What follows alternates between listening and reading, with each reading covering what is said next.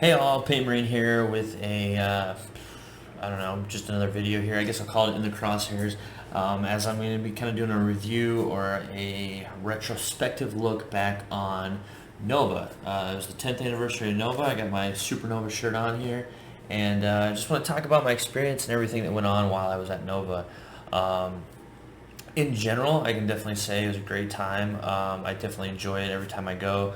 A few new things this time around, but yeah, and I guess this is probably it was shared that this was one of the biggest, or is the biggest year that they've had, being the 10th anniversary and all, um, and something like they were expecting about 4,000 attendees in total.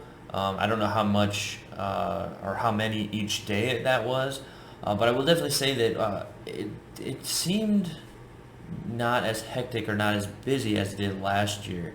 And I guess my memory is not as great, I guess, when it comes to remembering last year, because one of my buddies that went with me last time said that he thinks some of that was due to the fact that there was a lot of elevator issues last year. I do remember there being some issues.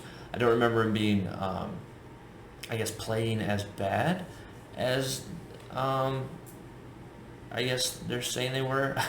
I just remember every now and again an elevator would go down, but I guess there were times when two or even like all three on one side were done. So there's six elevators, and I guess half of them were down at times. But that could very well have been part of the reason why it didn't seem as bad this year. You still pretty much had to just jump on the elevator when you could, even if you were trying to go down and the elevator was going up. Like, you just had to jump on and just ride it till you got to where you needed to be. Um, but overall, yeah, like it just didn't seem near as busy as it did the previous year. Again, it could be that there weren't other events going on. I do know last year, though, Senator McCain had passed, and so they were flying his. People were coming in from all over, and so it's right next to the airport. The hotel is, or the convention center, whatever you'll call it. So I don't know if there's a lot of people staying there too that were there for the funeral, and it was very busy last year, it seemed. But again, like I said, this year not as much. So I'm gonna actually pull up my schedule so I can kind of run down everything and how it all went. It was definitely a little more hectic for me this year as far as getting there, because normally I had to drive.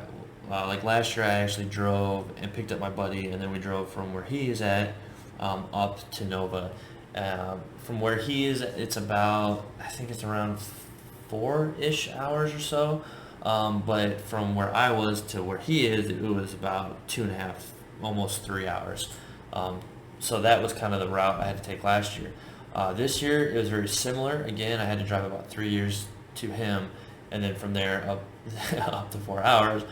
But I unfortunately, on my way there, we decided to do the team trio. So we had another buddy, so there's three of us, but they both live near each other. And I actually forgot our team jerseys at my house. Called my wife. We talked about maybe seeing if we could overnight it to the hotel, and there was just a whole lot of uncertainty. Like, they said it would potentially get there by noon, but there's no certainty that it would get there by noon. And so then, anyway, so we weighed a lot of the options. Unfortunately, I had to drive back to the house. So I picked up my buddies, drove back to the house, got the our uniforms or our jerseys or whatever for the team trios, and then drove up there. So it added about another 2 hours overall to the whole trip. Yeah, it really made for a very long day. And in total that day, I ended up driving about 10 hours myself. So yeah, that was fun. So yeah, we got up there. Again, I had room in the Hyatt. Unfortunately, I'm not sure how we could do this better in the future years. I actually had thought about bringing a cot from home, because I have a little fold-up cot. Because I was suspecting this, but anyway, we had a room with a double bed. And I had requested a rollaway, which everything seemed fine. I even called a couple days before to confirm the reservation, and that the rollaway bed was still confirmed, because I figured, there's going to be a lot of people there, a lot of groups, so a lot of people probably requesting that rollaway bed. But unfortunately, after I got there, they're like, well, it's due to our policy, fire hazard, all that kind of thing. We can't let you have a rollaway bed in your room. So that was kind of unfortunate. So our other buddy, he was very gracious, I guess, in a lot of ways, because he basically sacrificed sleeping on the floor. We definitely offered, switching, where we could all take, do a rotation, take turns. But he always was done with his events usually before we were, because he played mostly the kill team. So when we get to the room, we found that he had already camped up on the floor. So that was obviously very nice and thoughtful for him to do. There was actually a couple nights he had a few other buddies that were there that had extra bed at times. So he did get a few nights of rest in an actual bed. So, but I definitely know, again, next year, if we can splurge and get a bigger room, and then have the proper sleeping arrangements. At the very least, I definitely know to bring my cot as backup for next time. So we got to the hotel. Again, it's a great hotel. I like staying actually at the Hyatt, just so you don't have the hassle of trying to bring your stuff from the other hotels over. I know there's other people that kind of feel a little bit differently. They like to stay in the other hotels because they are not as crowded. They don't have to fight as much to like the elevators and get back and forth. But I do find it is a little bit more of a hassle, especially when you have a pretty tight schedule, to potentially have to bring all of your stuff and find a place to put it and all that. So I just enjoy more staying at the actual hotel. So we pulled up, unloaded all our stuff. The valets took our vehicle down, got our hotel room, and then we had some time to kind of just look around, see what was kind of going on. We got there Wednesday, so things were still kind of getting set up. Got a bite to eat. I'm trying to remember what that place is called. There's this really good burger place. Man, you know what? Let me see if I can find. I think it's called Fresh Eats or something like that. I think, or just Good Eats. I think it's Good Eats. Good Eats. What is it? Crystal City, right? Crystal City Good Stuff Eatery is what it's called. That is a really good burger place. Again, it's a little bit pricey, but it's a quality burger. I think it's the Sunnyside that I get. It comes with an egg on it and everything. Oh, so good. I actually switch out the American cheese for cheddar cheese. I like cheddar better than the processed American cheese. But anyway, so then we got back, and the first night, Wednesday night, was the Games Workshop preview event, which was, I think, better than last year. Last year was kind of a little bit of a, I don't want to say letdown, but there just wasn't a whole lot there that got me super excited. I'm trying to even remember something from last year that was, it was so kind of forgetful, I guess, in a lot of ways. I don't even remember if there wasn't really a super big reveal or anything that I can recall last year, at least that piqued my interest anyway. Because the only thing, I'm trying to think of anything 40K or kill team wise. I know they had some stuff, they always do because it's a big thing. But the only thing I can recall from last year right now is that they were basically rebranding the Lord of the Rings and everything and calling it Battle Middle Earth or something like that. But this year was definitely very different. There was quite a few things. A lot of things were all very interesting, but of course, again, I gravitate toward the 40K stuff. So it was nice to get a look at, as everyone has dubbed him, Emo Shrike. Reactions were I would say not necessarily mixed. Everyone was very excited in the moment, but then as that excitement and adrenaline, I guess, of the excitement kind of wore off or wore down, you noticed uh, I guess more people were starting to like criticize, and plus once they posted on their community page, everyone started picking apart the model. Um, it started to it's definitely kind of grown on me a little bit more.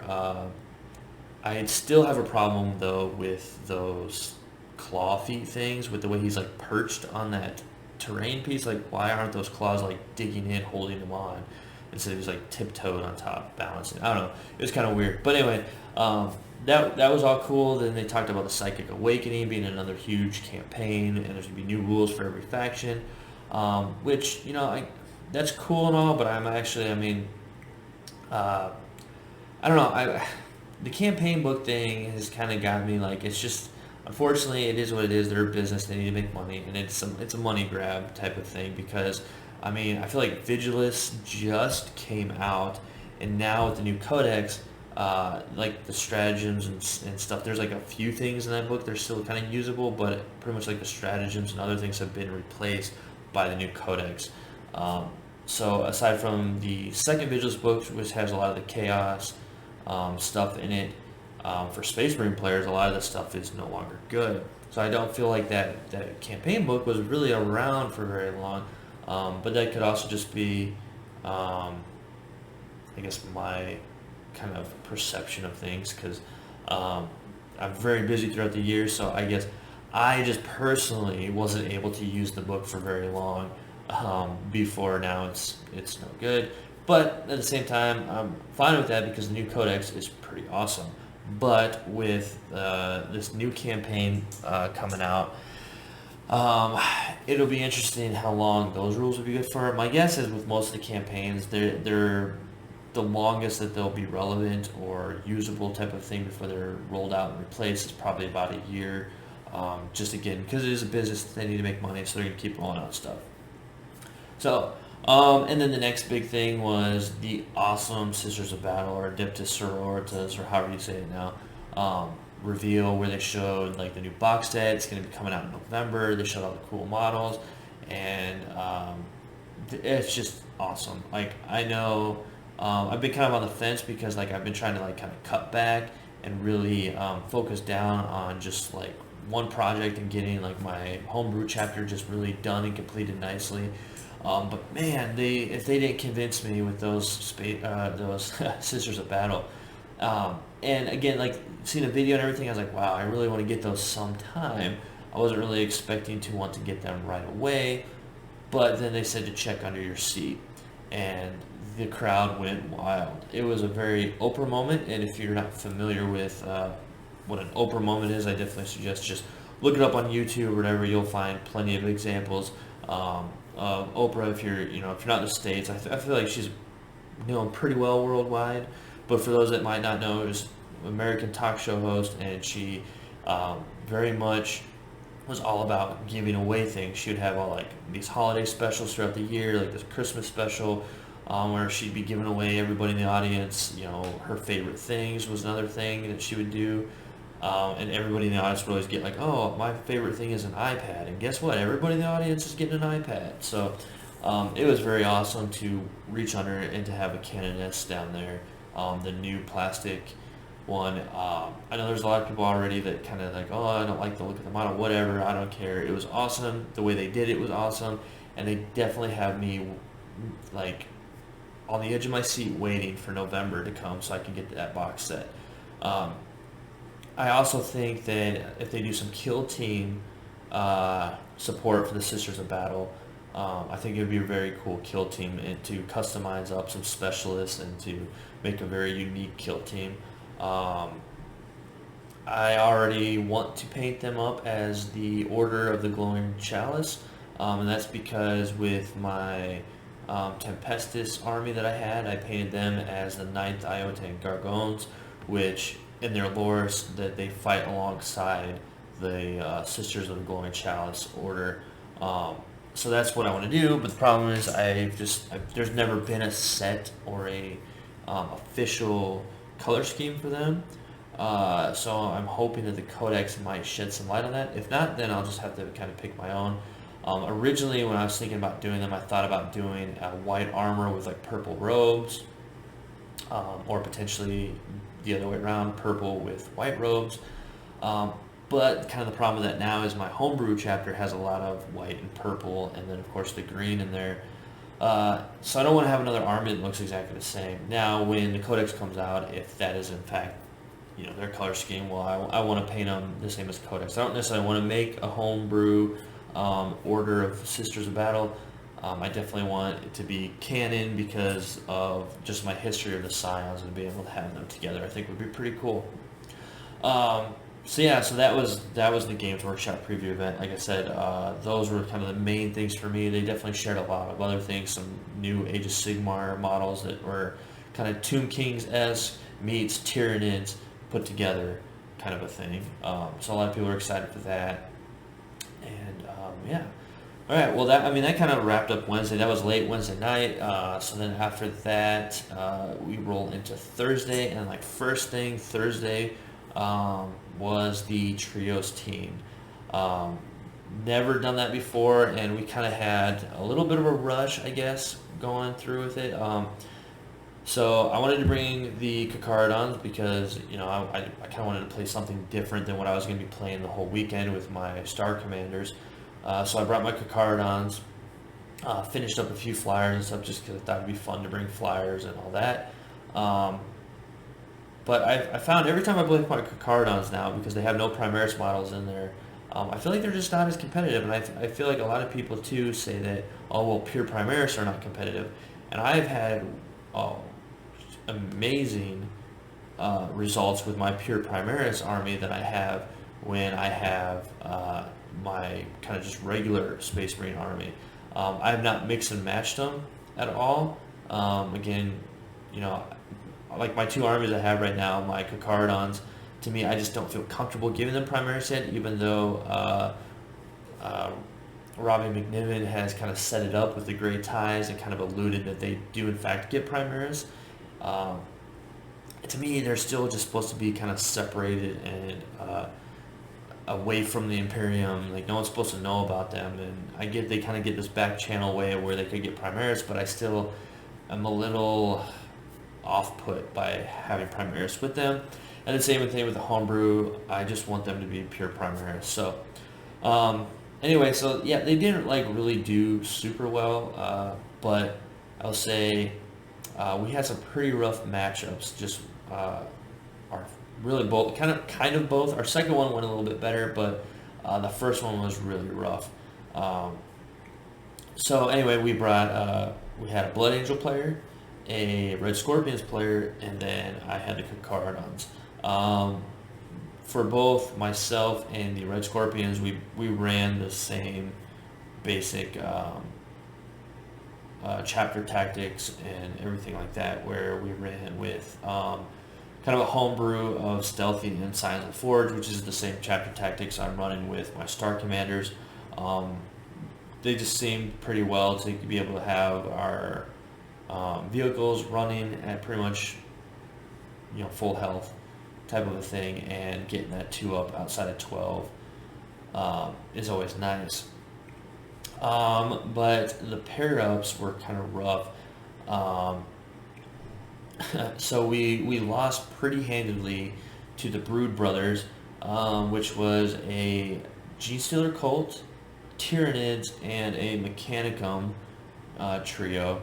And we all had Space Marines, and it was myself and the Blood Angels player against Tyranids and Genestealer Cult, and then the Red Scorpions player against the Mechanicum. Now he did much better, but I can't remember what our final tally was in his overall, but in his game, but he still lost by a lot.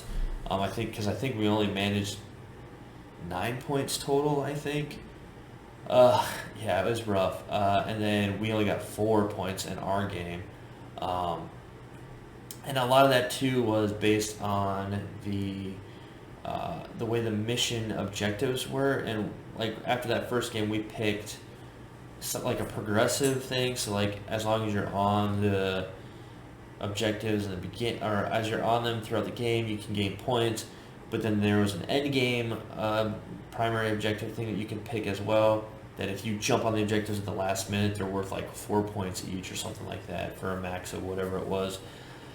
And then we realized, and my opponents pointed this out after the fact, it would have been nice kind of maybe to realize that before, but the way it was worded and everything is like you don't score, you can't start scoring points until like, I think it was the end of the battle round. So, like even if we go first or whatever, they can potentially kill us off of a thing. So it's just, and I think it was even like you can't score till the second turn or something. It was something really to the point where it was like there is no point in ever taking that progressive objective as your primary and just always taking end game, because you're going to get more points and you don't have to worry about anything. So it's just kind of like kill and then jump on there now. And the Gene Stealer Colt, well, not Gene Stealer Colt necessarily, the Tyranids, because he brought a ton of Gene Stealers, and they were doing like this jump all over the place thing. So that's a really good end game army where they can jump on the objectives at the end. So unfortunately, that's pretty much what they did. They had board control like no other, because I, at 1,000 points in the 2,000 point list, I just wanted to have fun. And it seems, I feel like some people think it's kind of OP because I had 3 flyers in my 1,000 point list, but I mean they were very anti-armor. I did not have a lot of DACA at all in my list. I had exactly the 3 flyers, and then I had a patrol of I think it was my lieutenant. I don't think I had him a captain because point wise he was a lieutenant, and scout snipers, and like that was my 1,000 point list. And so then I was kind of relying on my teammate for the bodies to jump on objectives and stuff like that. But again, with Space Marines is a very elite-esque army, and his 1,000 point list remained pretty elite too. He had a lot of what are they called? The black armored Blood Angels. Oh man, I cannot think of what they're called. Death Company. The Death Company Blood Angels, and a Storm Raven, and a Chaplain Dreadnought, and a lot of stuff like that. And then pretty much everything he had kind of dropped in with jetpacks and things. So again, we just did not have a lot of bodies on the table. We were able to whittle them down fairly well, but I mean the resilience of the Gene Stealers and then them jumping around and stuff was just way too much for us to handle, to where we got handed pretty heavy. So our next game we went up against was against the 13th Legion, I believe it was. I can't remember what their full name was because they had like more to it, but they were the 13th Legion. They were, I believe, from the DC area, from what their shirts were saying. And that went a little bit better. We still lost, but both games were very close. This time I went solo, and I think they all had Space Marines, if I recall correctly. And so it was kind of a Space Marine, and I played against somebody that was I think he was playing as Iron Hands, I believe, and it was like an all Dreadnought army. It was Dreadnoughts everywhere. Leviathan, Daredeo, a couple Relic Contemptors, a couple Redemptors. It was rough. I think he shut all my flyers down like super quick. And then after that, like once all my anti-armor was gone, I really had, I had good anti-armor in my list, but at the end of the day, he was able to really focus fire pretty well and take out all my anti-armor stuff, which was all my flyers, like really quickly. Because he had so many dreadnoughts, there's just so many targets, and I didn't have enough anti-armor to be able to like split fire and all these things. I had to really like focus down on them. And then with dreadnoughts, they have their like invul save, so like they're popping invuls, saving from the last cannon damage. So it was very rough. But it still ended up being a close game. I think I still only lost by like 3 or 4 points or something like that. And then same with my other 2 teammates. They lost, but it was still a very close game. So it wasn't too bad. So then coming up to the 3rd round, we had painting and all that kind of theme scoring. I don't know how we did on that. I kind of wish they would say or post kind of like where you stood on all that. Unfortunately, we didn't have like a super elaborate board. We had a pretty basic board, but at least we had a board. Excuse me. So I know we got points for that. I did a little video. Yeah, just to kind of have a little bit of kind of an extra something and a little bit of a story going into it. And then we had our team jersey. So I know we got all points for that. I just kind of would like to know like where we felt overall on like the team and theme scoring along with everything, because that would have been kind of nice to know. And then after that, we went into the third round. And now this is where things got a little really disappointing and upsetting, really, because so we got paired up, and then the opponents we got paired up against, I guess their last two games both we got pounded pretty bad in our first game, but I guess both of their games went south pretty bad, so they decided to drop. And there was already, I guess, an uneven number, so that evened it out. So we got paired up again, and then they dropped. So then it was uneven again. There was nobody else, and because of that, we ended up getting the bye in the last round. So we only got I think you only get half the points, or I don't know, it was something weird. So we only got bye points for that, which is unfortunate. Not that we were necessarily really in the running, and we would have had to really crush it to get anywhere decent. One thing I kind of wish they, again, like I said, I wish they kind of did that they don't do at Adepticon. They do they'll release the list, and you can see exactly where your team ended up overall. But they don't do that here with Nova. I wish they did. It would be nice just to kind of know where we felt overall, both just all together with. I mean, you can almost do three columns. Like you have the team name, and then have three columns where you have one column is just their overall points wise, what place they're in. Like you have the number whatever, and then the total points they have, and then their hobby team, whatever, so their theme, the board, all that, paint scores. So you have that, and then they're what place they were overall, and then the final is all together, those two scores combined, total, and what their placing was overall. So you can kind of see, because then also that can give you an idea of, okay, next year, this is where we placed out, this is how we did hobby score-wise and all together. So these are things we need to improve on and to get better to potentially, place or get whatever, win the whole thing. So that's really kind of my only, I would say, hope or critique. Again, I'm not exactly too keen on how they could do that, because they don't have it's not like they even use Best Coast pairings for that, because it just I don't know. I wish there was some way of tracking that stuff, and then posting it later for everybody to be able to see. But overall, though, it was definitely fun. I had fun, even though we got crushed pretty badly. I think while I enjoyed both games, I think playing against the Brood Brothers was definitely the funner of the two matches. I guess they were a really good, cool group of guys that we played against.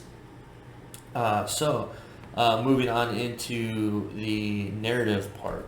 Now, kind of looking at my schedule here, I'll just cover all of them. So Thursday night, so right after the trios, I had my first 40K narrative night fight, which was a 2,000 point game. Then following into Friday, I had a narrative night fight, again 2,000 points. And then Saturday, I had a narrative night fight and a narrative day fight. And both of those were doubles, so 1,000 point list, and you're playing with a teammate.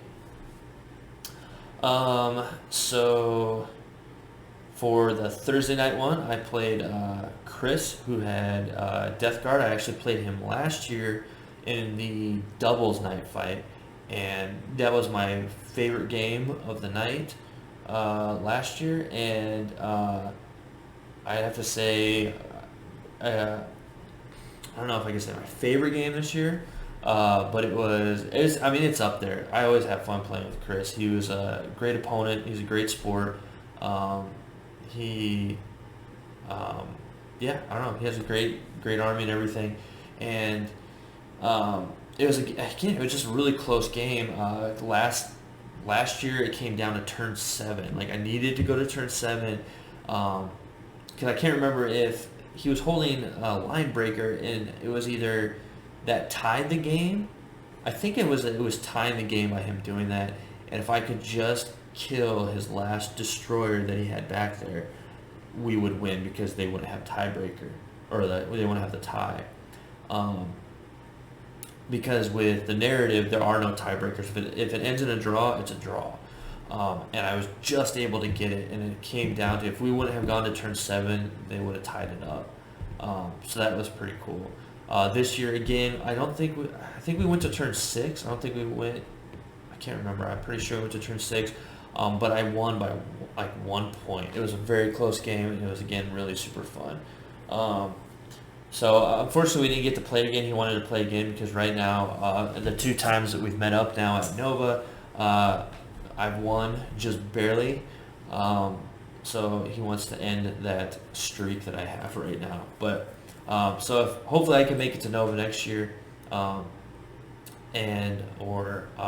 if I'm able to travel a little bit more, because I'll be actually closer to the Northern Virginia area soon. So if I'm able to travel and hit up local area tournaments and stuff like that, maybe I can try to hit up one of their events where he's at, and maybe we can get a rematch that way. So then the next one I had was, what was my other one? Oh, it was against Scott. And he was one of the War Masters of the teams, and he had Asher Militarum, and that was another super close game where it ended on turn 5. I needed another turn because it was like you have to capture this pilot thing, and I needed to kill him off the pilot or kill the pilot to deny him the 4 points that you get. But because I didn't, those 4 points, actually I think he won by 1 or 2 points because of that. Had I killed the pilot, I would have won. And I needed one more turn, but unfortunately I think I rolled a 2 or something on continue the game, which was unfortunate. But it was a really fun game. I had it, he had a huge, Astra Militarum list, and, I had whittled him down a ton to where he had, like, a few guardsmen, 3 or 4 Bulgrins still on the table, and then, like, his Commissar, like, that was it. Because he had... Oh, I'm not good with all their names. They had the big shaker cannons, I think that's what they're called. Then he had like a ton of the Lehman Russes with Pask, and all of them had like the destroyer laser cannon things or something. I don't know. He had 4 of those, I think. 4 of those. 3 of like the big artillery piece ones. Bunch of Bulgrins, a ton of them, and then a lot of guardsmen too. But I did know I actually made a mistake, quite a few mistakes with my Inceptors. I actually played them as only 2 wounds. I forgot that they actually have 3 wounds now in the new codex. So I played them wrong. I actually kind of did myself a little bit of a disservice there. But I know one of them died in overcharging. I can't remember if I lost 2 in overcharge, but I definitely know I lost 1 in overcharge, and then I charged them in, and I had 1 that was in combat and finished off his last Lehman Rust. So that was pretty cool. So yeah, that was another great game. Again, my narrative games are definitely the funnest of the highlight, because the people, the missions, the boards. Oh, the boards! I love the boards. Like that right there is it's just so much more immersive and fun. They're not like these symmetrical things. Like I get for the tournaments and like that kind of stuff, they try to make them a little bit more fair. So okay, you've got a piece of terrain in each corner, and you have something kind of in the middle here and whatever. So I get that, to try to make everybody's match somewhat the same and fair. But I don't know. I don't find that as enjoyable as playing the narrative boards, because they're they're asymmetrical, or they have all these different things, and like they're just, I love them. I just love the way they look so much, and it just, you put these especially when I play someone with a fully painted army, it's even better. I'm trying to think. I think all of my games except for one. No, actually, let me go back. Let me think.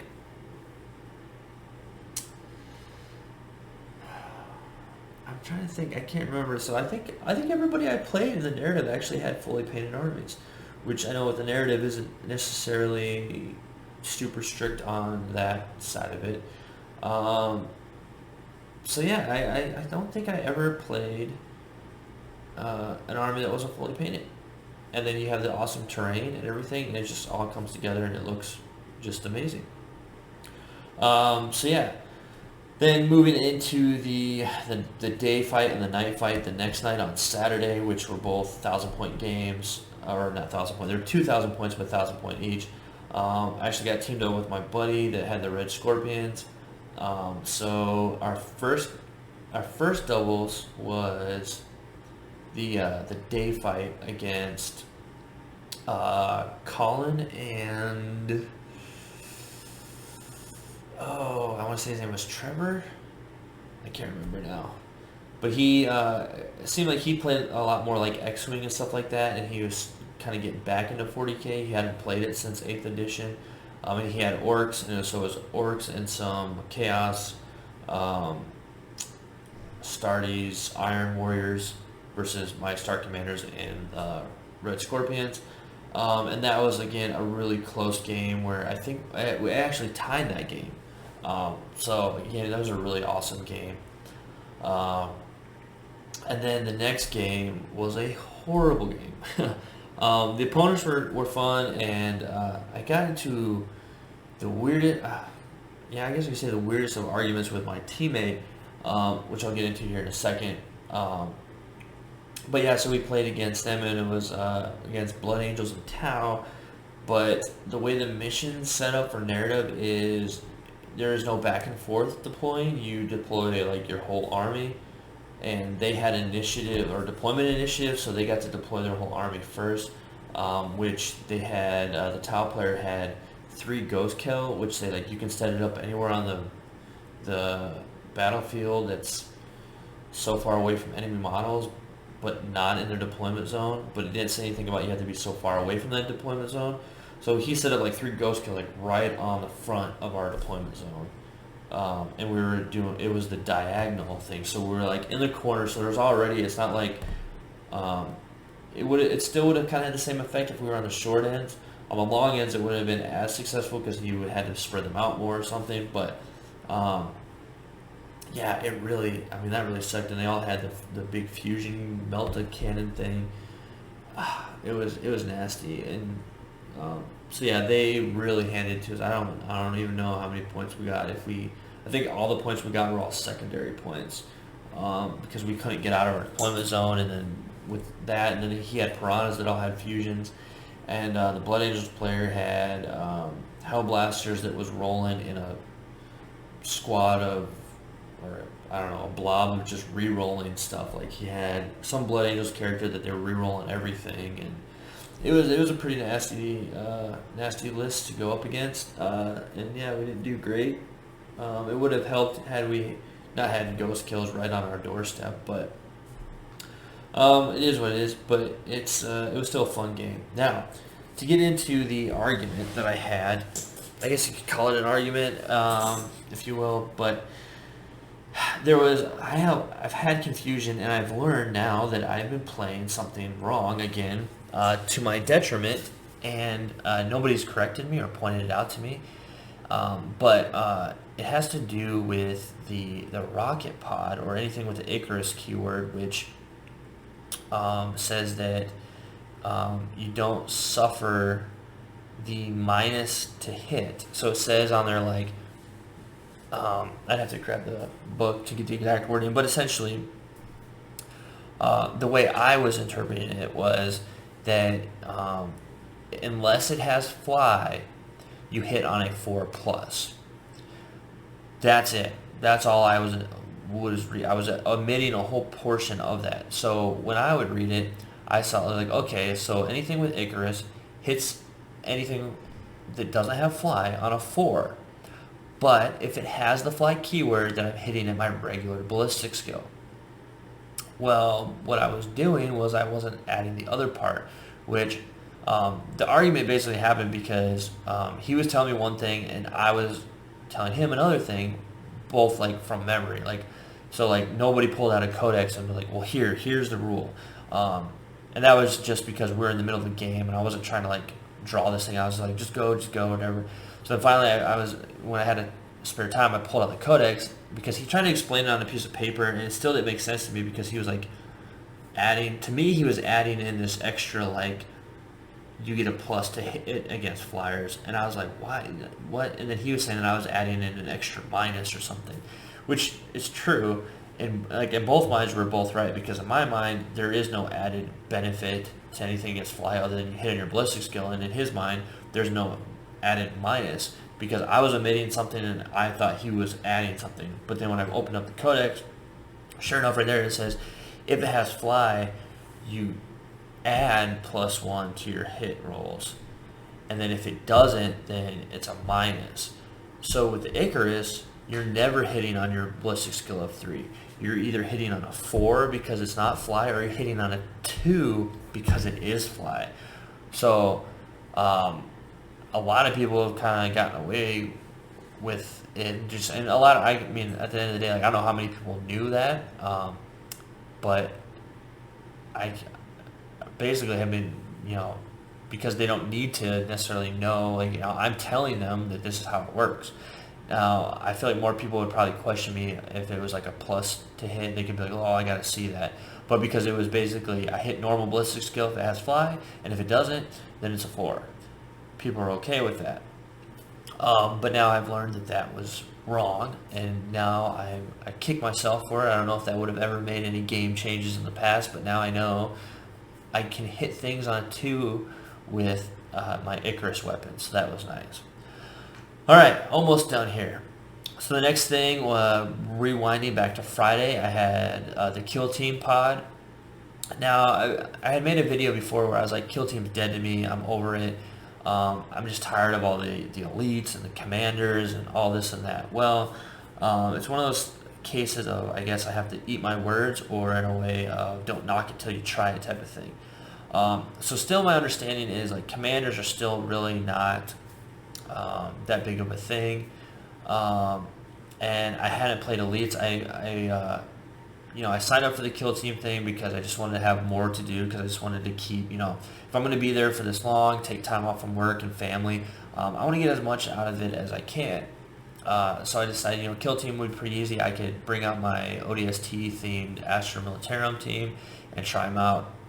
So, so brought them out, and, I had played that practice tournament locally, and I actually came in 3rd, which is pretty nice, which, again, finding out I could have probably done better. It was because I actually played a Tau player that had a very similar list to the Tau player that I played against at that tournament, and I tabled the guy at Nova, which was, like I said, pretty nice. But again, I made a lot of mistakes at that previous tournament that I want to say I didn't make, but I also did again, because I wasn't as fresh up or whatever you want to say on the rules. So I still made the same mistakes, again, to my detriment. So yeah, I'll get into that in a second. But this tournament, unlike the practice one I did, was just basic Kill Team rules. No elites, no chapter tactics or any crazy stuff like that, just to get new people in the area that maybe want to try a tournament or don't have a lot of experience with it into play. But at Nova, they were allowing elites. So I had a buddy who had an elites book, and again, it was something I hadn't really dived into. There was only one, stratagem or tactic or whatever that they have that I decided to use. It would be nice to use, and I only used it once, but it was the Astra Militarum, the Militarum Tempestus, where you can set 3 models with the Militarum Tempestus keyword in reserve, and then they can drop in like I can't remember how far away, 5 inches away I think it was from enemy models, which is pretty nice if you get some Tempestus Flamers and you want to drop in on something and just flame the heck out of it.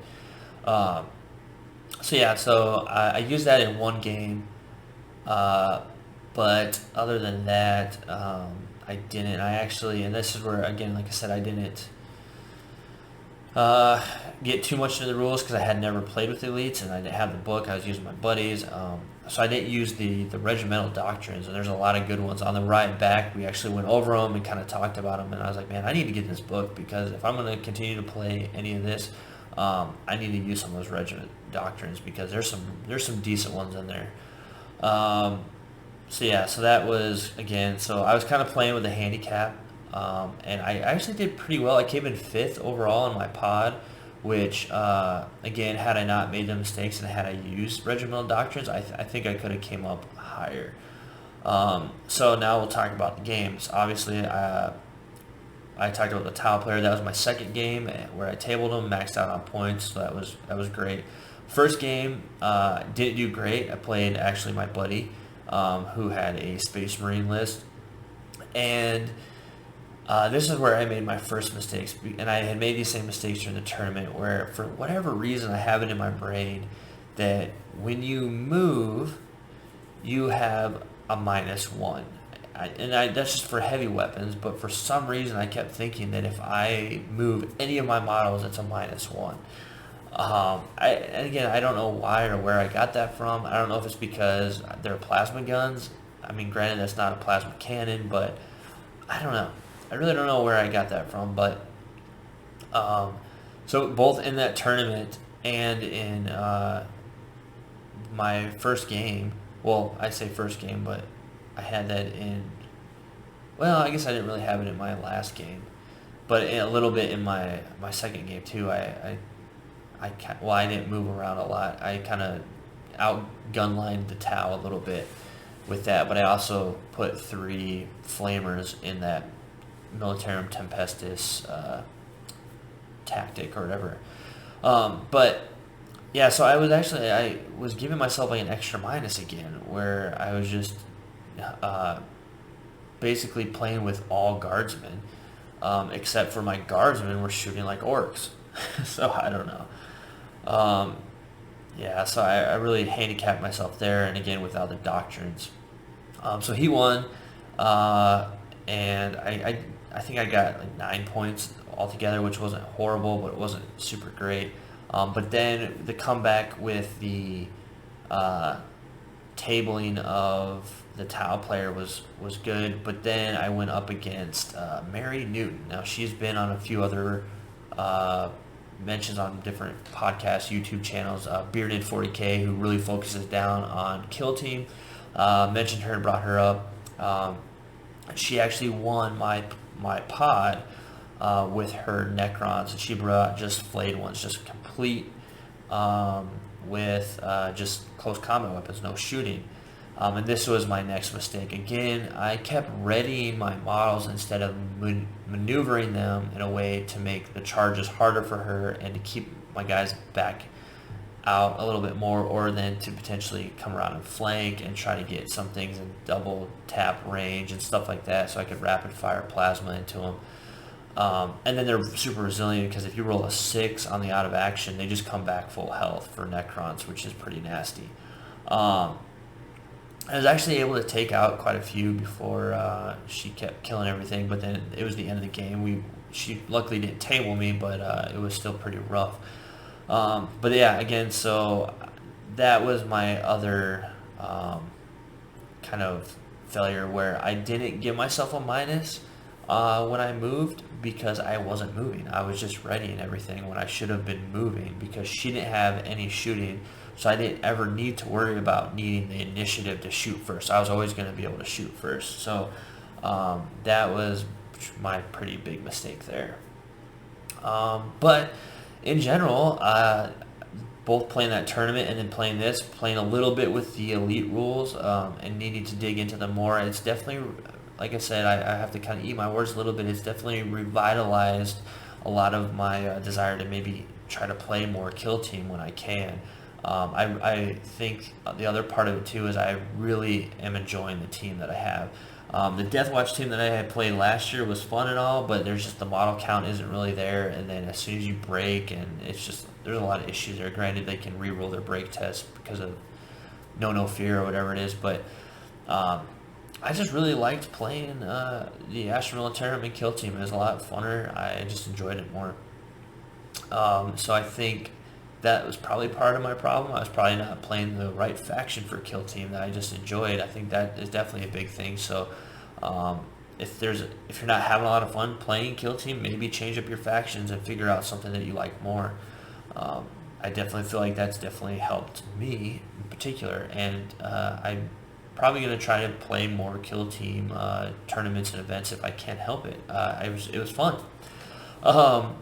So, and then just to point out something else real quick, a little shout out to our other buddy that went, Scott, who he played in the Kill Team Grand Tournament. He did fairly well overall, I think. I can't remember what place he came in overall. I think it was like 12th maybe overall. But he actually won Best Painted for the Kill Team Grand Tournament, so it's pretty awesome. He had the Geller Pox, which were very cool. Looking at, he had an awesome display board. Like everything, it was just very, very well done, very awesome. So definitely, again, congrats to him and hats off for his awesome work that he did there. But yeah, and then he pretty much played all the Kill Team pods the whole weekend, and my buddy and I, other than the trios tournament, we both played the same Kill Team pod, and then we played pretty much like all the same narrative events. So that was pretty fun. Yeah, and I think after that's everything I did. Oh, I forgot. This is sorry. This is a very long video. If you're still here watching, I definitely appreciate it. Just got a little bit more to go, and this is, I guess, probably my biggest negative thing about Nova this year. Was the capital palette. So I submitted a lot of things this year. Last year I submitted two, I think. Yeah, there's two. Is my chapter master for my homebrew, and then a Death Watch Watchmaster. I submitted a lot of things this year, mostly just because I wanted some really cool professional pictures taken of my stuff, which I then got off of Flickr, and which are on my Facebook now, so you can see what they make. I don't know who does their pictures, but they're really awesome, and I'm still struggling to figure that out. Like, I got a light box and everything, and I still cannot quite figure out the lighting and the backdrop to get some really nice pictures. So I'm still just kind of using my phone and finding the best lighting and backdrops that I can to get some good clear pictures. But eventually I'm going to figure it out. I'm going to figure out this formula and lock it down so I can start taking some semi-professional photos of models to put up. But regardless, I don't know. I'm pretty sure it worked like last year, where if you submitted multiple models in a category, you get to, or they'll look at all of them, and they will judge you on your best work. I put everything in the journeyman category. It's the same category I went for last year, where I was actually a finalist. So I thought, at the very least, if I was in the journeyman category last year and I was coming out as a finalist, I guess to me, I figured I would at the very least get finalist, if not place this year. But I'd have to look back and see. I feel like there was probably more models that were submitted this year. But I don't know necessarily what happened. But they say, like, when you submit, you can put them in at any level, and when the judges go to look at your work, if they feel that, okay, no, you're not an apprentice level, you're definitely a journeyman, or you're not a journeyman, you're definitely a master class, they will elevate it accordingly. But unfortunately, I don't feel like that necessarily happened this year. So I think a lot of ringers, or whatever you want to call it, got through. Because you can go on the Nova Facebook page and you can just look at the models that won the apprentice level. Now, obviously, if they win, they're encouraged to come back the next year and put themselves into the next level. So journeyman or masterclass if they win journeyman. But I don't know. I mean, I don't know if they necessarily enforce that at all. I don't know how they would. And I mean, I guess they could keep track of the top winners from the past years and just make sure that they are putting themselves up. But I do know that there was a lot of stuff that, a lot of, even just the apprentice work, I thought, at the very least, if it wasn't journeyman, there was a few that could have slipped up into the master class. They were that good. So I don't know if there's just some confusion with people when they were submitting, just thinking, oh, well, I've never submitted before, or this is my first time submitting a model. Even though they're an experienced painter, they've never submitted in a competition before, so they put themselves in at the apprentice level. There was definitely one lady that I overheard she won, and her model is beautiful, but she submitted hers in the apprentice level, and I think she could easily have been in the journeyman, maybe master class, but at the very least, I think she should have went in as journeyman. Which now she's been, now that she's won, it's encouraged that she does. But basically, she's been attending, I guess, NOAA for a while or something, but has been taking, as an experienced painter, and takes the classes that Sam Lenz does, who's won like Best of Show last year. And I mean, if anyone's familiar, he's a very well done painter. You usually see him on the Tabletop Minions YouTube channel with Uncle Adam. They live in the same area, and they kind of team up for a lot of stuff. So I guess she's been taking his classes, and it's just, again, it was a very impressive work.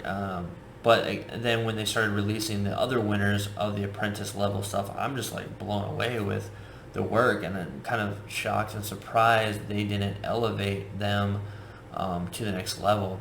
Another one was the apprentice winner for the diorama.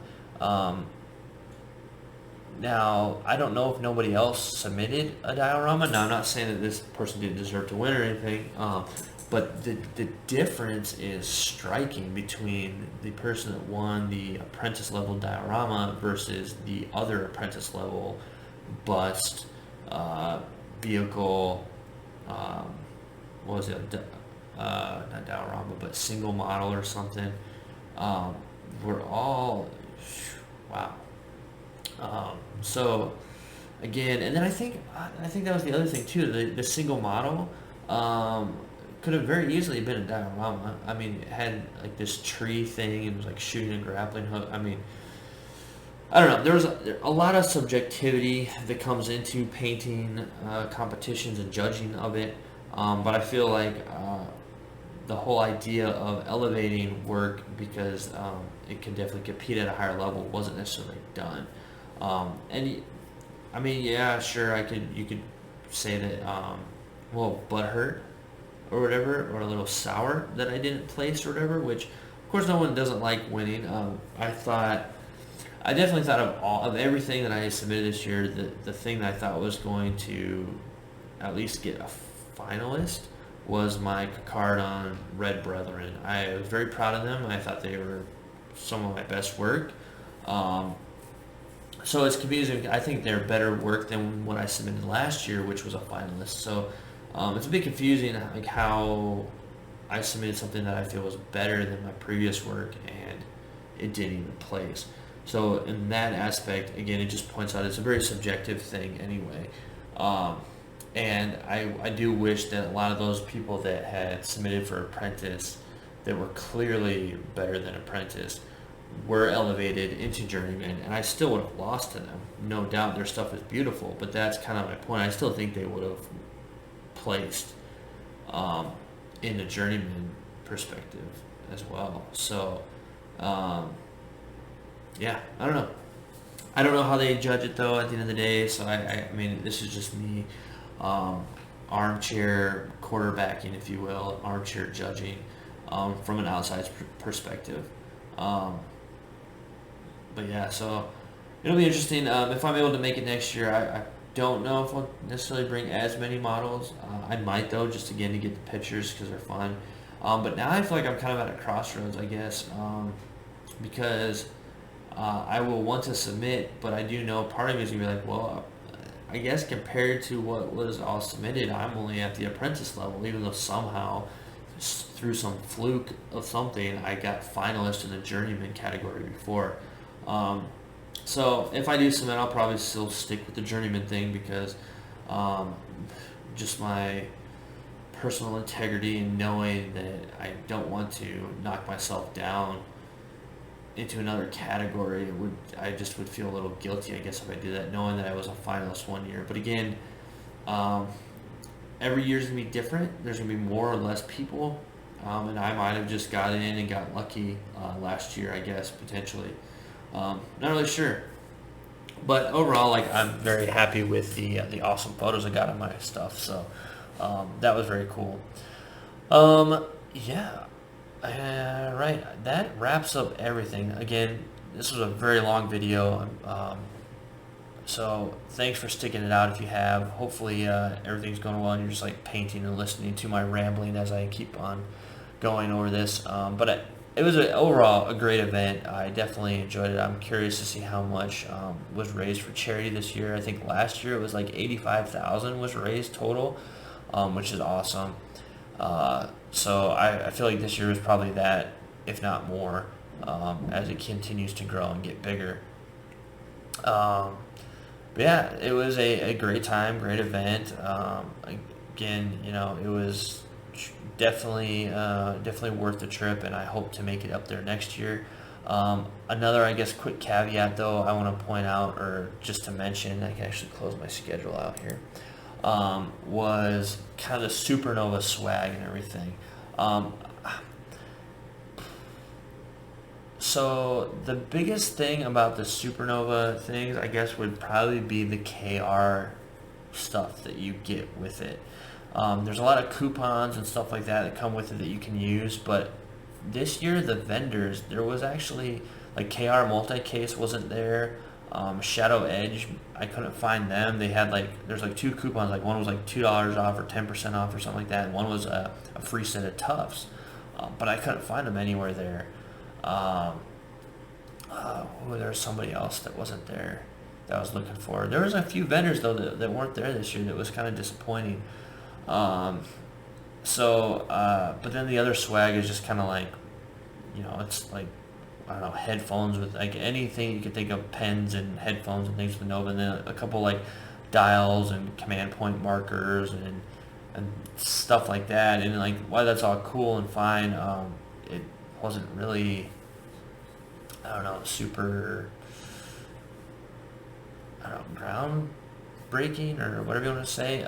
Last year I felt like some of the stuff that came in, it was pretty much the same as last year, except for the extra models you get in there. We got the Space Marine 30th Anniversary Primaris Sergeant Veteran, and the Chaos Sorcerer Forge World exclusive event model, which was pretty awesome. That was the crowning jewel of that kind of swag bag stuff for Supernova last year.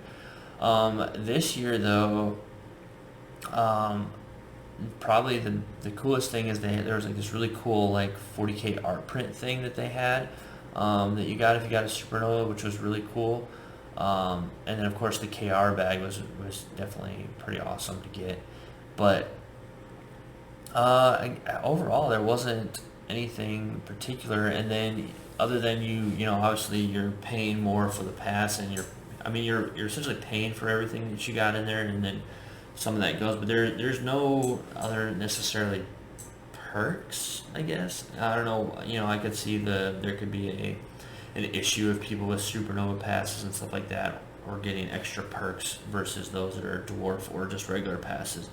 But it's definitely got me questioning the next years, if it's even something I even want to pursue, because the cost of it and what you get out of it isn't necessarily, I guess, I don't know, not necessarily worth it necessarily. Obviously you get a cool shirt that says Supernova on it, that you want to get if you get a regular pass, or even if you get the dwarf one that says Dwarf Nova. But again, I don't know. I don't know if I will do that again next year. At the very least, I'll just get a regular, convention pass for the week, which will be nice, and just save that money for potentially buying models or whatever else while I'm there. Yeah, that's pretty much what it comes down to. So, again, everyone has to kind of weigh the benefits themselves. And like I said, to me, I'm not seeing the potential for the benefit of doing another Supernova next year. And some of that, I will say, I mean, there's definitely some kind of preparing myself anyway to potentially not be able to go to Nova next year, and then I won't find out till later whether I can or not.